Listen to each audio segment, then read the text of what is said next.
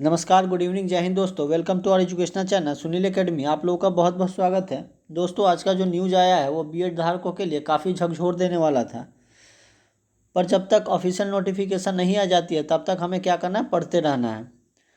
तो आइए दोस्तों, आज हम एक और प्रैक्टिस सेट का अभ्यास करेंगे। इससे पहले हम लोगों ने 8 प्रैक्टिस सेट का अभ्यास किया है, जो हमारे प्लेलिस्ट में है, आप लोग जाकर देख सकते हैं जो लोग नहीं देखे हैं।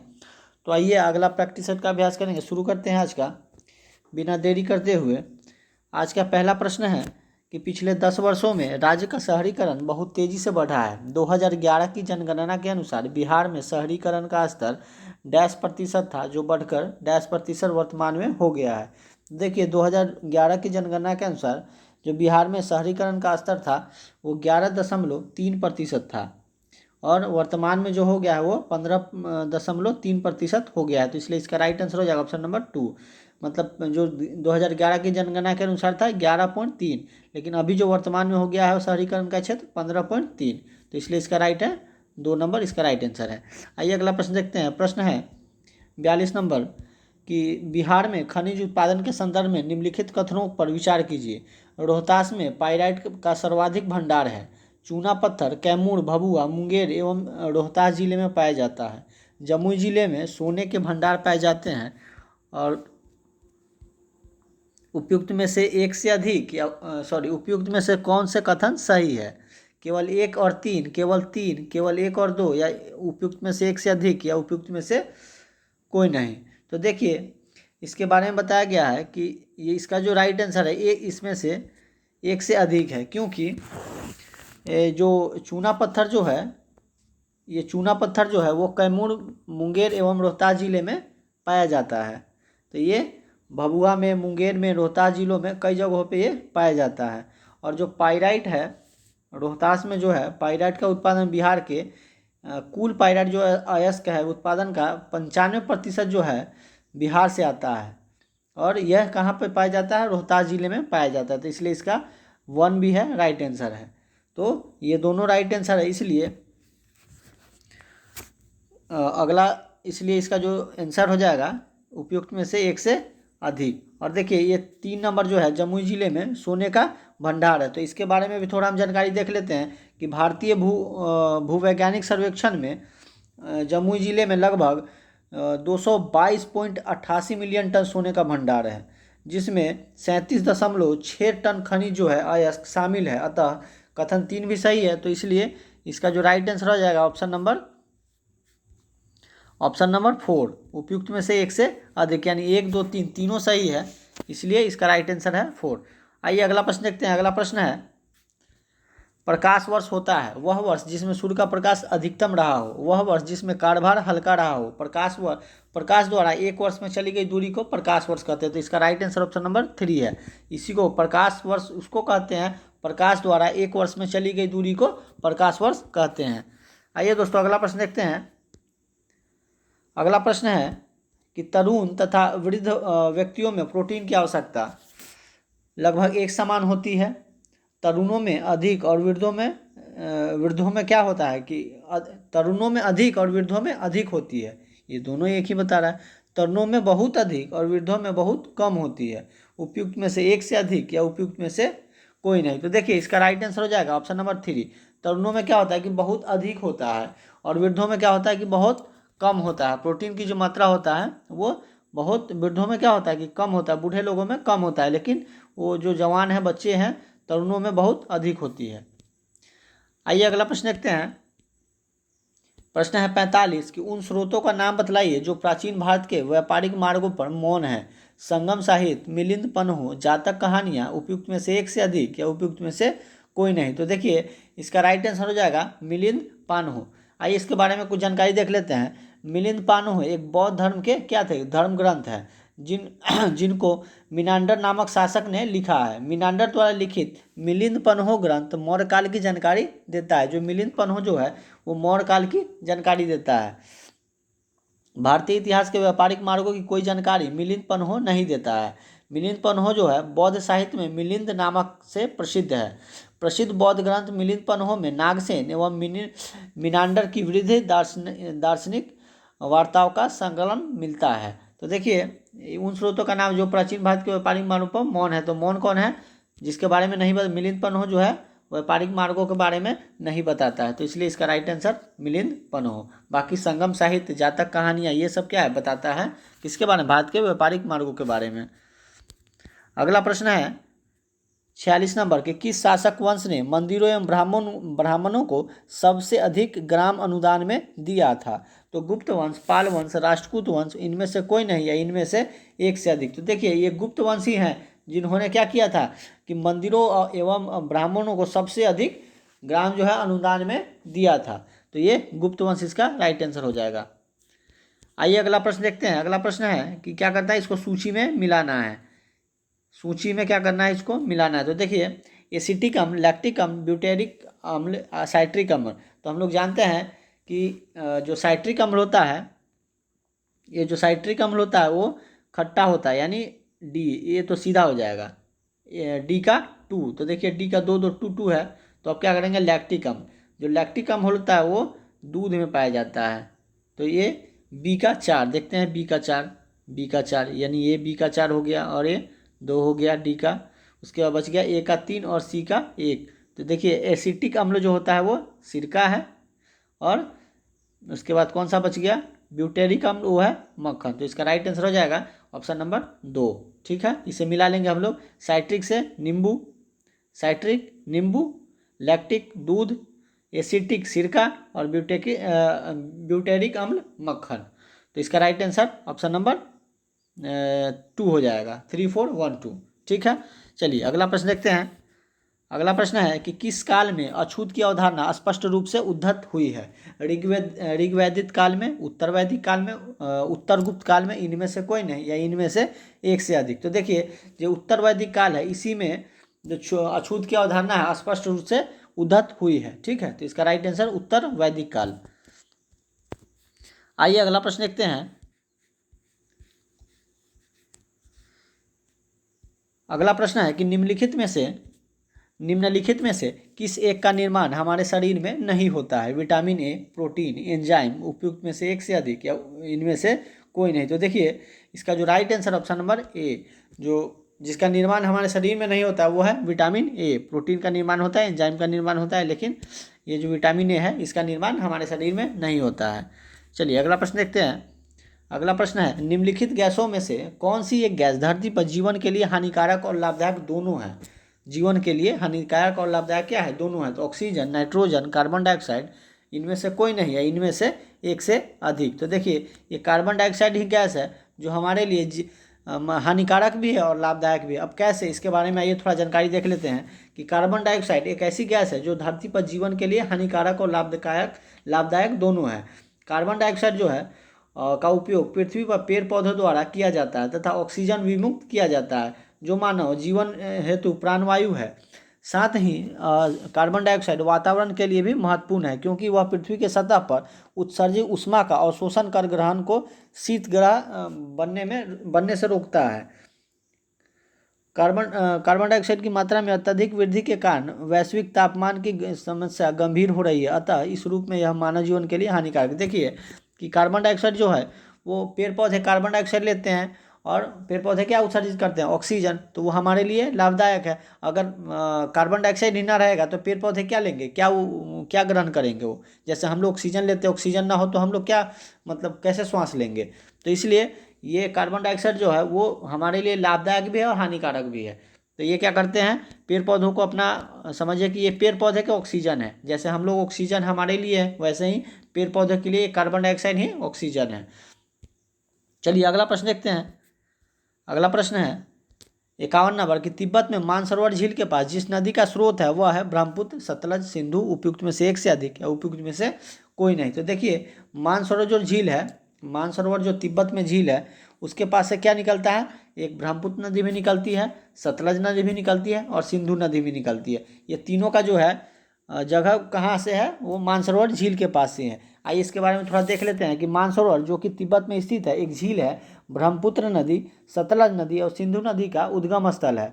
सतलज नदी मानसरोवर झील के समीप से राक्षस जो है ताल है उसी के पास से, तथा सिंधु नदी इस झील के बगल से निकलती है, हिम नदी निकलती है वहाँ से, तथा ब्रह्मपुत्र नदी तिब्बत में मानसरोवर झील से 80 किलोमीटर दूर की स्थिति पर स्थित हिमानी से निकलती है। तो सारा जो है उसी के पास से निकलता है, मानसरोवर के पास से ही, इसलिए ये तीनों इसका राइट आंसर है।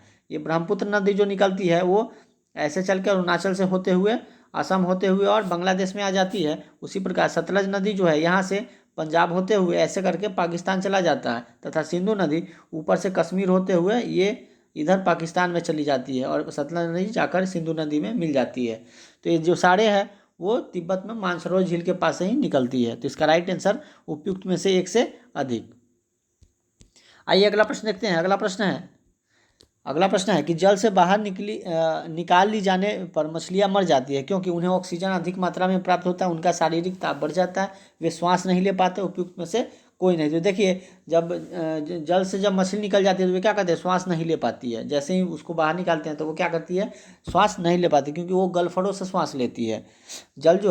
जल में जो मछली है गलफड़ों के द्वारा जलायोजन का कार्य करती है, यानी श्वास लेती है किससे, गलफड़ों से। जब मछली को जल से बाहर निकाला जाता है तो वे सांस नहीं ले पाती और मर जाती है। तो इसका राइट आंसर ऑप्शन नंबर 3, वे सांस नहीं ले पाती है। आइए अगला प्रश्न देखते हैं। अगला है कि हुंड्रू जो जलप्रपात है निर्मित है कहाँ पे, इंद्रावती पे, कावेरी पे, स्वर्णरेखा पे, उपयुक्त में से एक से अधिक या उपयुक्त में से कोई नहीं। तो देखिए हुंड्रू जलप्रपात जो है वो स्वर्णरेखा, जो झारखंड के रांची में जो है स्वर्णरेखा नदी उसी पे निर्मित है। तो हुंड्रू जो है झारखंड के स्वर्णरेखा नदी पे स्थित है, इसको याद रखिएगा। हुंड्रू झारखंड में है, झारखंड के स्वर्णरेखा नदी पे स्थित है। तो इसका राइट आंसर ऑप्शन नंबर 3। आइए दोस्तों अगला प्रश्न देखते हैं। प्रश्न है 54 नंबर कि मनुष्य के जीवन काल में कितने दांत 2 बार विकसित होते हैं। मनुष्य के जब जीवन काल में 32 दांत होते हैं, तब 32 में से कितने दांत जो है वो दूसरे बार मतलब निकल जाते हैं टूटने के बाद, जैसे दूध का दांत टूटता है ना उसके बाद। तो इसका राइट आंसर ऑप्शन नंबर 3 हो जाएगा। 20 दांत ऐसे है, 20 दांत, देखिए 20 दांत ऐसे हैं जो दूध के दांत होते हैं जो टूट जाते हैं उसके बाद फिर से हो जाते हैं, पर 12 दांत ऐसे होते हैं जो दोबारा नहीं निकलते हैं। आइए अगला प्रश्न देखते हैं। अगला प्रश्न है कि भारी जल वह जल होता है जिसका तापमान 4 डिग्री सेल्सियस पर स्थित रखा जा सकता है, जिसमें कैल्शियम एवं पोटेशियम के अविलय लवण होते हैं, या जिसमें हाइड्रोजन का स्थान उसका आइसोटोप ले लेता है, उपयुक्त में से एक से अधिक या उपयुक्त में से कोई नहीं। तो देखिए इसका राइट आंसर जो हो जाएगा, भारी जल वह जल है जिसमें हाइड्रोजन का स्थान उसका आइसोटोप ले लेता है। ठीक है, भारी जल वह जल है जिसमें हाइड्रोजन का जो है स्थान जो है वो आइसोटोप ले लेता है। तो इसका राइट आंसर 3। अगला प्रश्न देखते हैं। अगला प्रश्न है कि प्लास्टर ऑफ पेरिस का सूत्र क्या है, CaSO4 3H2O, CaSO4 1/2 H2O, उपयुक्त में से एक से अधिक या उपयुक्त में से कोई नहीं। तो देखिए इसका राइट आंसर हो जाएगा ऑप्शन नंबर 3, CaSO4 1/2 H2O, यही इसका राइट आंसर है। ठीक है, प्लास्टर ऑफ पेरिस का क्या है, CaSO4 1/2 H2O, राइट आंसर 3। आइए अगला प्रश्न देखते हैं। अगला प्रश्न है कि निम्नलिखित औद्योगिक कस्बों में से कौन छोटा नागपुर के पठार पर स्थित है। तो भिलाई, रांची, आसनसोल, उपयुक्त में से एक से अधिक या उपयुक्त में से कोई नहीं। तो देखिए आसनसोल तो ये बंगाल में हो गया, तो इसको पहले ही हटा दीजिए, क्योंकि छोटा नागपुर का पठार जो है वो है झारखंड में। तो आसनसोल इसको कट कीजिए पहले ही, इसको ये नहीं होगा। अब है भिलाई और रांची, तो देखिए इसके बारे में दिया गया है, थोड़ा हम जानकारी देख लेते हैं कि रांची जो है ये क्या है, छोटा नागपुर के पठार पे स्थित है। छोटा नागपुर का जो पठारी क्षेत्र है वो खनिज संपन्न होने के कारण भारत का रूर प्रदेश कहलाता है। मतलब ये इसमें बहुत ज़्यादा खनिज लवण कहाँ पे मिलता है, झारखंड में। झारखंड में तो कोयला का खदान ही है, और वहाँ पे छोटा नागपुर के पठार पे भी खनिज एकदम संपन्न है, पूरा भरा पड़ा है। लेकिन हमारे बिहार को क्या मिला, कुछ नहीं। जब बंटवारा हो गया तो सारे चीज़ चले गए झारखंड में, लेकिन बिहार के पास रहा कुछ नहीं, क्योंकि बिहार में बस कृषि उपजाऊ खेती है, जहाँ पे हम लोग फैक्ट्री भी नहीं लगा सकते हैं। तो इसलिए इसका ऑप्शन जो है बी 2 नंबर सही है इसका। देखिए जो औद्योगिक कस्बों का जो कौन सा छोटा नागपुर के पठार पर स्थित है, तो वो है रांची। ठीक है, चलिए अगला प्रश्न देखते हैं। 58 नंबर प्रश्न है कि निम्नलिखित में से कौन सा अम्ल सिरके में उपस्थित रहता है। तो हाइड्रोक्लोरिक अम्ल, साइट्रिक अम्ल, एसिटिक अम्ल, उपयुक्त में से एक से अधिक या उपयुक्त में से कोई नहीं। देखिए अभी पिछले प्रश्न में हम लोगों ने जिसमें मिलान किया था, सूची 1 और 2 में मिलान किया था, तो उसमें क्या था, सिरके अम्ल के बारे में पूछा था कि सिरका अम्ल मतलब किस में पाया जाता है। तो हम लोग जानते हैं कि जो एसिटिक अम्ल में ही सिरका अम्ल पाया जाता है। ठीक है, तो इसका राइट आंसर हो जाएगा ऑप्शन नंबर 3 एसिटिक अम्ल, एसिटिक एसिड। ठीक है, आइए अगला प्रश्न देखते हैं। अगला प्रश्न है कि निम्नलिखित में से कौन महाद्वीप क्षेत्रफल के अनुसार सबसे बड़ा है। मतलब कौन सा महाद्वीप जो है क्षेत्रफल की दृष्टि से बहुत बड़ा है। तो यूरोप, ये तो छोटा है। अफ्रीका, उत्तरी अमेरिका, उपयुक्त में से एक से अधिक या उपयुक्त में से कोई नहीं। तो देखिए हम जानते हैं कि अफ्रीका महाद्वीप है, बहुत बड़ा महाद्वीप है। ठीक है, उत्तरी अमेरिका छोटा है इससे, यूरोप की तो बात ही नहीं कीजिए, ये तो उतना है ही नहीं।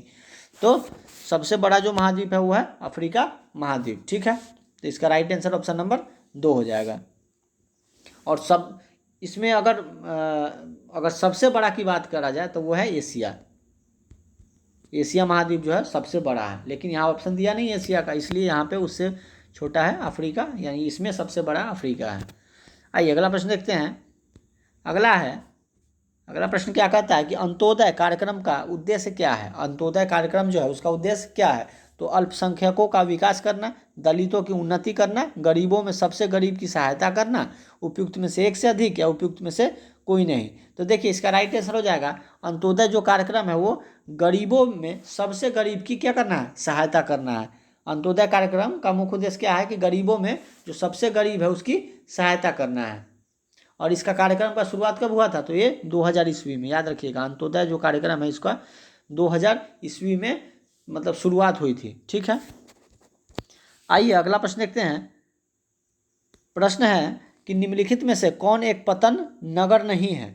निम्नलिखित में से कौन एक पतन क्या है, नगर नहीं है। तो टोक्यो, कैनबरा, न्यूयॉर्क, उपयुक्त में से एक से अधिक या उपयुक्त में से कोई नहीं। तो देखिए जो नगर जो नहीं है, पतन नगर जो नहीं है वो है 2 नंबर, ऑप्शन 2 कैनबरा। कैनबरा जो है वो ऑस्ट्रेलिया की राजधानी है, यह पत्तन नगर नहीं है। ठीक है, तो इसका राइट आंसर हो जाएगा ऑप्शन नंबर 2 कैनबरा। क्या है, ये ऑस्ट्रेलिया की राजधानी है। ऑस्ट्रेलिया की क्या है, राजधानी है कैनबरा। क्रिकेट देखते हैं ना, कैनबरा में होता है ना मैच। चलिए अगला प्रश्न देखते हैं। बिहार का एकमात्र जिला जहां गांजा का उत्पादन होता है लखीसराय, बेगूसराय, कटिहार, इनमें से एक से अधिक या इनमें से कोई नहीं। तो हम लोग जानते हैं कि बेगूसराय ही एकमात्र ऐसा जिला है, बेगूसराय जो है एकमात्र ऐसा जिला है जहाँ पे क्या किया जाता है, गांजा का उत्पादन होता है। ठीक है, और बेगूसराय कहाँ स्थित है, बिहार के मध्य में स्थित है। ये पटना से सटे हुए उधर समस्तीपुर से इसका बॉर्डर शेयर होता है, पटना से होता है बेगूसराय का। ठीक है, तो इसका राइट आंसर बेगूसराय। आइए अगला प्रश्न देखते हैं। अगला है 63। निम्नलिखित में से कौन संसद के दोनों सदनों में संयुक्त बैठक पर पीठासीन होता है, यानी अध्यक्ष करता है, अध्यक्ष पद पे बैठता है। दोनों का सम्मिलित जब समझिए कि बैठक होता है लोकसभा और राज्यसभा का, तो उसमें उसका अध्यक्ष कौन रहता है। तो राष्ट्रपति, प्रधानमंत्री, राज्यसभा का सभापति, उपयुक्त में से एक से अधिक या इनमें से कोई नहीं। तो देखिए हम जानते हैं कि राज्यसभा का सभापति जो होता है संयुक्त बैठक में ये पद पे नहीं बैठता है। किस पे, पीठासीन पद पे ये नहीं रहता है। राष्ट्रपति भी नहीं रहते हैं, प्रधानमंत्री भी नहीं रहते। लोकसभा का जो अध्यक्ष होता है, लोकसभा का अध्यक्ष जो होता है वही क्या करता है, वो दोनों सदनों को चलाता है। जब संयुक्त बैठक होती है तो लोकसभा अभी कौन है लोकसभा के अध्यक्ष, ओम बिरला, और राज्यसभा के तो धनखड़ जी हैं। ठीक है, तो इसका राइट आंसर हो जाएगा ऑप्शन नंबर 5 उपयुक्त में से कोई नहीं, क्योंकि यहाँ पे लोकसभा के बारे में नहीं दिया गया, यानी लोकसभा के अध्यक्ष जो है लोकसभा के वही दोनों जो संयुक्त बैठक होती है तो उसके अध्यक्ष बनते हैं। ठीक है, आइए अगला प्रश्न देखते हैं। अगला प्रश्न है संविधान का कौन सा अनुच्छेद मुख्यमंत्री के दायित्वों को परिभाषित करता है। तो अनुच्छेद 162, 164, 167, इनमें से कोई नहीं या इनमें से एक से अधिक। तो देखिए हम लोग जानते हैं कि अनुच्छेद 167 जो है 167 जो है यही क्या करते हैं, मुख्यमंत्री का दायित्व के बारे में बताते हैं। ठीक है, आइए इसके बारे में थोड़ा और जानकारी देख लेते हैं कि 167 जो है मुख्यमंत्री का यह दायित्व बताते हैं कि वह राज्य के राज्यपाल को विधायी कार्यों की जानकारी उपलब्ध कराएं। संविधान के अनुच्छेद 162 के तहत राज्य के कार्यपालिका शक्ति के विस्तार का प्रावधान है। 162 के तहत क्या है कि राज्य के कार्यपालिका शक्ति का विस्तार का प्रावधान है। अनुच्छेद 164 के तहत क्या होता है कि अन्य मंत्रियों के बारे में उपबंध किए गए, जबकि अनुच्छेद 165 के तहत महाधिवक्ता के बारे में उपबंध है। तो इसका राइट आंसर ऑप्शन नंबर 3 167 के तहत ही मुख्यमंत्री के दायित्वों को परिभाषित करता है। आइए अगला प्रश्न देखते हैं। अगला प्रश्न क्या कहता है कि संविधान की व्याख्या से संबंधित सभी विवाद सर्वोच्च न्यायालय के पास लाए जा सकते हैं। इसके प्रारंभिक क्षेत्राधिकार के अंतर्गत, अपीलीय क्षेत्राधिकार के अंतर्गत, परामर्शदात्री क्षेत्राधिकार के अंतर्गत, उपयुक्त में से एक से अधिक या उपयुक्त में से कोई नहीं। तो देखिए इसका राइट आंसर हो जाएगा ऑप्शन नंबर 1। संविधान के व्याख्या से संबंधित सभी विवाद सर्वोच्च न्यायालय के पास प्रारंभिक क्षेत्राधिकार के अंतर्गत लाए जा सकते हैं। ठीक है, तो इसका आंसर 1 नंबर हो जाएगा। आइए अगला प्रश्न देखते हैं। आज थोड़ा स्पीड चल रहा है क्योंकि आज लेट हो गया, तो थोड़ा जल्दी कर लेते हैं आज। भारत में संसद मिलकर निर्मित होता है। संसद मिलकर क्या निर्मित होता है? राष्ट्रपति, राज्यसभा, लोकसभा, उपराष्ट्रपति। निम्न कूट का प्रयोग करते हुए सही उत्तर को चुनना है। देखिए सबका यहाँ पे दिया होगा कि कौन कौन जो होता है जो संसद का निर्माण करता है। 1 2 3 4, 2 और 3, 2 3 4। तो आइए देखते हैं पहले।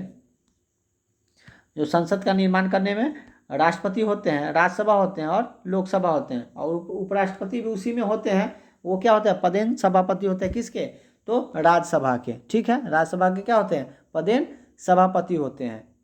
पदेन सभापति राज्यसभा के होते हैं। ठीक है, तो इसका राइट आंसर हो जाएगा ऑप्शन नंबर, देखिए 1, 1 2 और 3। 1 2 और 3 मिलके क्या करते हैं? संसद का निर्माण करते हैं, क्योंकि संसद में एक सदन लोकसभा, दूसरा राज्यसभा और तीसरा राष्ट्रपति। ठीक है, तो 1 2 3 इज द राइट आंसर। अगला प्रश्न है 67 कि निम्नलिखित में से किस वाद में भारतीय संविधान के मूलभूत ढांचे की अवधारणा प्रतिपादित की गई है? इंदिरा साहनीवाद, सकड़ी प्रसाद का वाद, रुदल शाह का वाद, उपयुक्त में से एक से अधिक या उपयुक्त में से कोई नहीं। तो देखिए इसका राइट आंसर हो जाएगा उपयुक्त में से कोई नहीं, क्योंकि केशवानंद भारती का जो बनाम केरल राज्य का 1973 के बाद जो है सर्वोच्च न्यायालय ने भारतीय संविधान के मूलभूत ढांचे की अवधारणा को प्रतिपादित किया था। तो ये मूलभूत ढांचा का जो अवधारणा है वो केशवानंद भारती बनाम केरल जो केरल का जो क्या होता है केस हुआ था, उसमें 1973 के विवाद में सर्वोच्च न्यायालय द्वारा दिया गया था। ठीक है, तो इसमें दिया ऑप्शन में है नहीं केशवानंद भारती और केरल, याद रखिएगा। ठीक है, मूलभूत ढांचे का जो है। अगला प्रश्न देखते हैं। अगला प्रश्न है भारतीय संविधान के किस अनुसूची में दल बदल कानून विरोधी को रखा गया था? 6वीं, 9वीं, 10वीं, इनमें से कोई नहीं, इनमें से एक से अधिक। तो हम लोग जानते हैं कि दल बदल जो सूची है, दल बदल सूची के बारे में 10वीं अनुसूची में रखा गया है। 11वीं में पंचायती राज के बारे में और 12वीं अनुसूची में नगर निगम के बारे में दिया गया। ठीक है, तो 10वीं अनुसूची और 9वीं अनुसूची में कृषि सुधार के बारे में, 8वीं अनुसूची में भाषा के बारे में है। तो ये सारे जो अनुसूची है ये सब इम्पोर्टेंट है, इसलिए यहाँ दल बदल के बारे में दिया गया, तो 10वीं अनुसूची में दल बदल कानून को रखा गया है। आइए अगला प्रश्न देखते हैं। इसमें क्या है कि इसमें मिलाना है कि फखरुद्दीन अली अहमद, एन संजीवा रेड्डी, डॉक्टर जाकिर हुसैन, वीवी गिरी, तो कब से कब तक ये क्या रहे थे?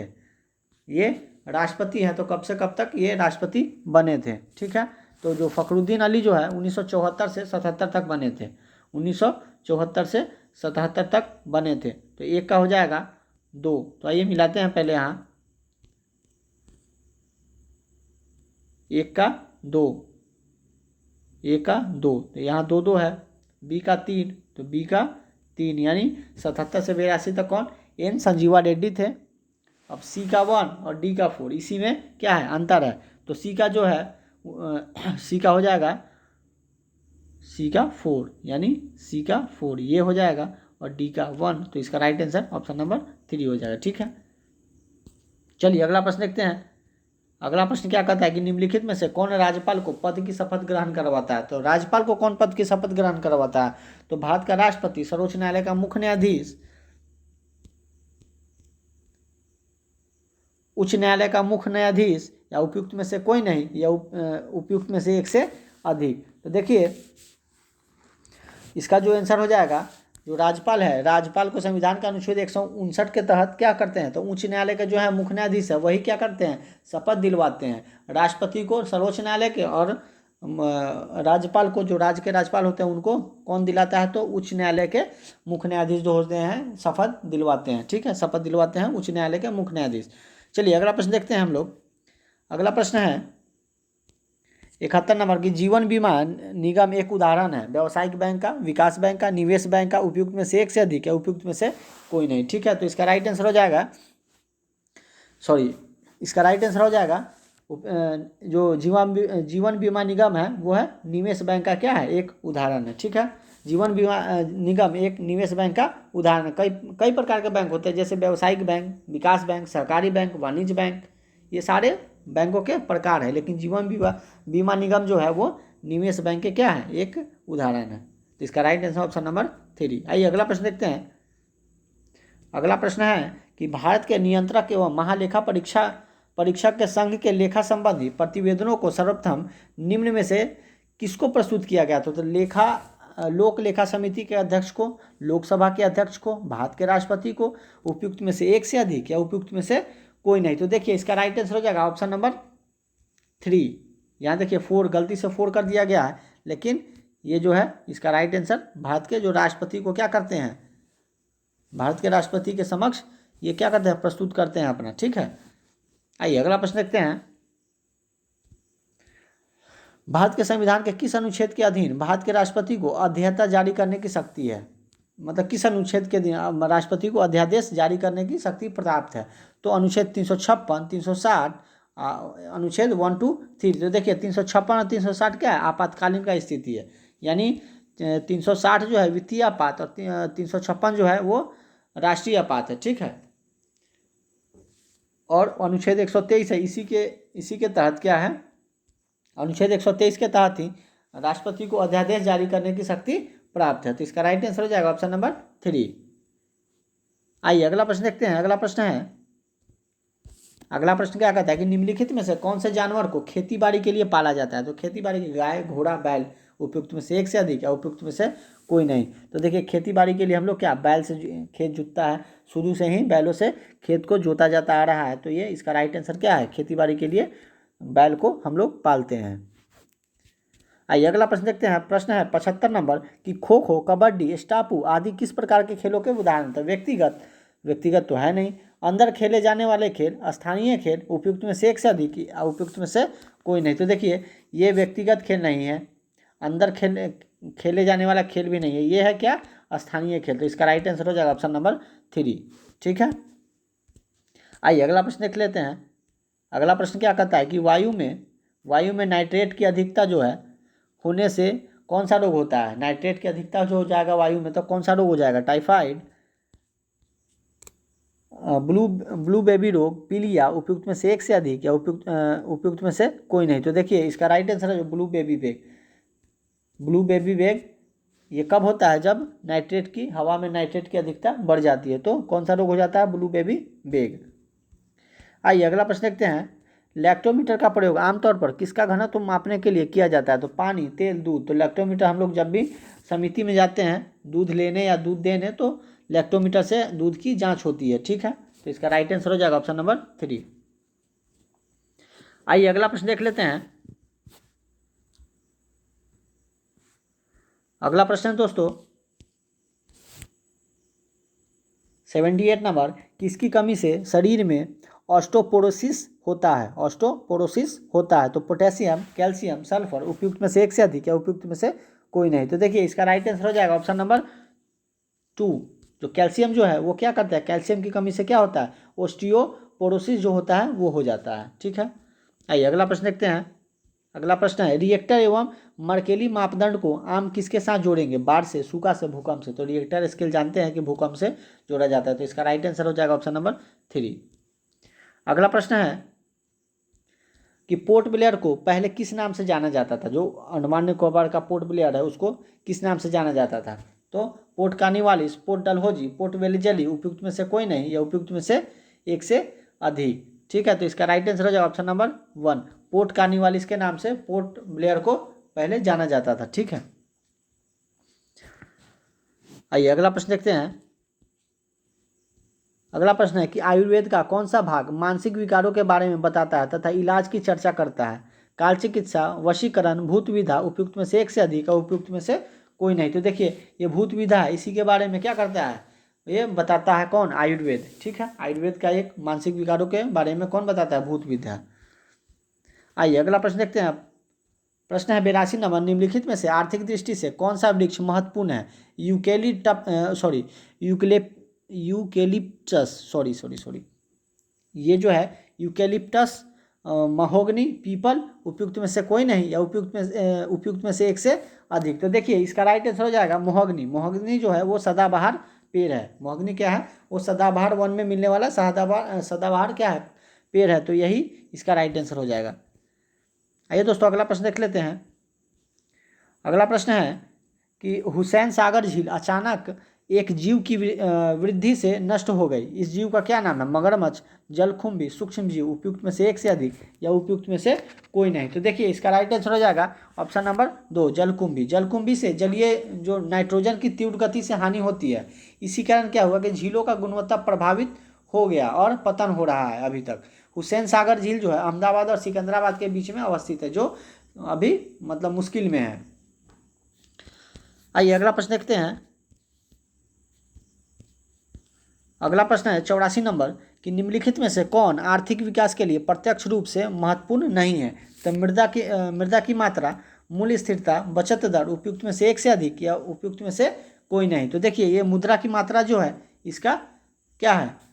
मुद्रा की मात्रा जो है कौन सा, एक सेकेंड, निम्नलिखित में से कौन आर्थिक विकास के लिए प्रत्यक्ष रूप से महत्वपूर्ण नहीं है? तो आइए इसके बारे में थोड़ा देख लेते हैं कि मूल्य स्थिरता, बचत दर, संसाधनों का उपयोग आर्थिक विकास के लिए महत्वपूर्ण है। मात्र मुद्रा की मात्रा पर आर्थिक विकास निर्भर नहीं करता है। मुद्रा की मात्रा अन्य तत्वों पर भी क्या करती है?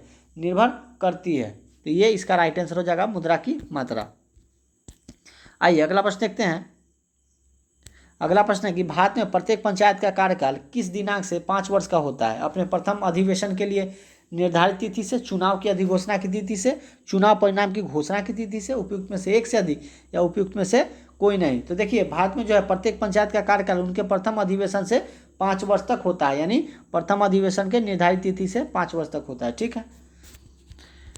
आइए अगला प्रश्न देखते हैं। 86 नंबर 2011 की जनगणना के अनुसार बिहार में महिला का जो साक्षरता दर है कितना है? 11 की जनगणना की, उसके बाद तो हुआ नहीं, कोविड की वजह से 2021 का जनगणना नहीं हुआ, तो इसलिए 2011 की जनगणना के अनुसार ही महिला का जो साक्षरता दर है कितना है? 51.5%, 61.7%, 57.2%, इनमें से कोई नहीं, या इनमें से एक से अधिक। तो हम लोग जानते हैं कि जो साक्षरता दर है महिला का जो है वो 51.5% 2011 की जनगणना के अनुसार है। आइए अगला प्रश्न देखते हैं। अगला प्रश्न है कि पंचायत की संरचना में निम्नलिखित में से कौन सा सही है? तो इसका राइट आंसर हो जाएगा ऑप्शन नंबर 4 उपयुक्त में से एक से अधिक, क्योंकि इसके जो है ये 73वां संशोधन के तहत क्या 1992 में पंचायत से संबंधित जो प्रावधान थे वो अनुच्छेद 243 के ग में बताए गए हैं, लिखे गए हैं। ठीक है। और 43 के क में ग्राम सभा के बारे में बताया गया है। तो इसका राइट आंसर ऑप्शन नंबर 4 हो जाएगा।